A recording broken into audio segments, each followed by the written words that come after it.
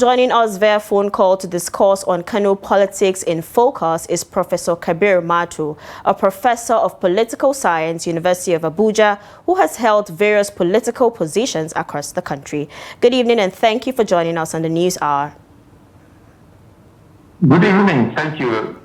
All right, what do you make of Shekarau's comment? Does it explain the uniqueness of the situation?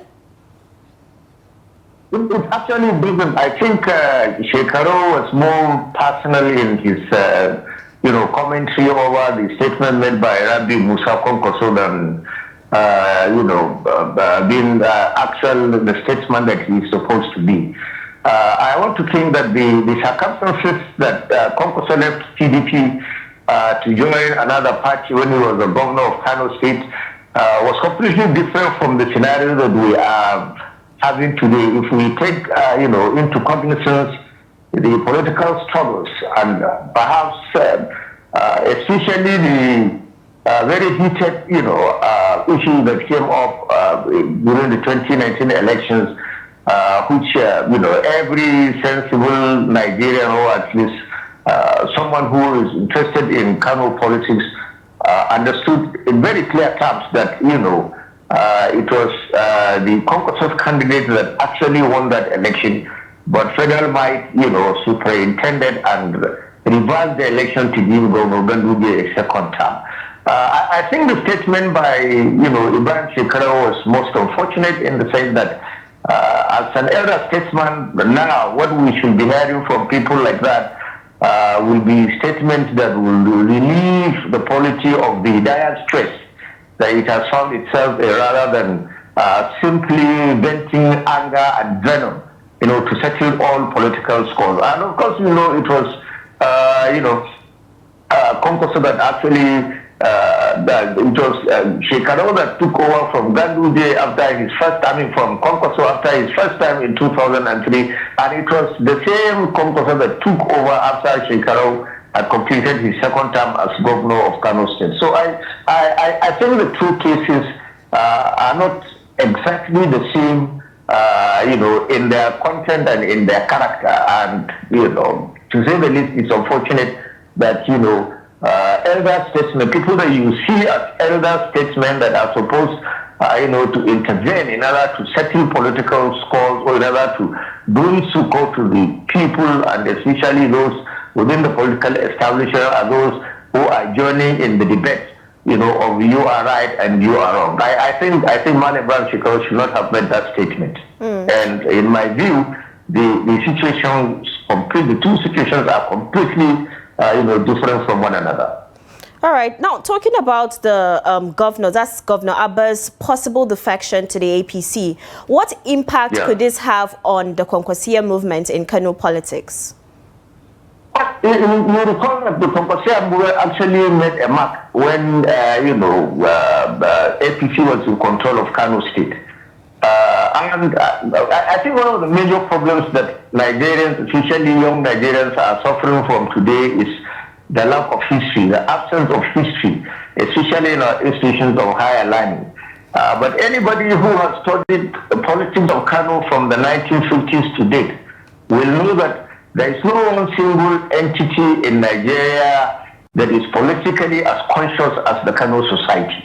Right from the times of NEPO up to the time of PRP, and now the emergence of the NNPP or the Konkosia movement, as you may call it. Kano remains, a political melting pot in that scenario.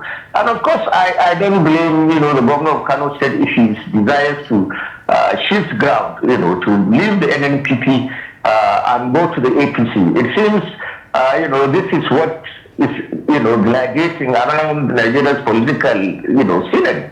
Every elected official believes that once he's under or she's under the platform of APC, he wins the next election.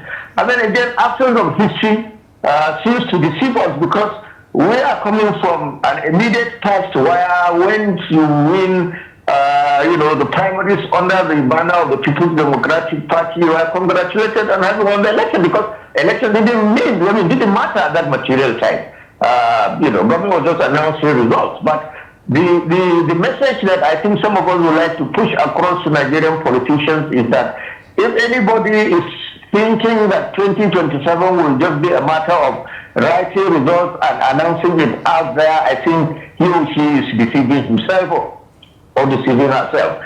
The Nigerian political scene is much more sophisticated than it was when the PDP held sway.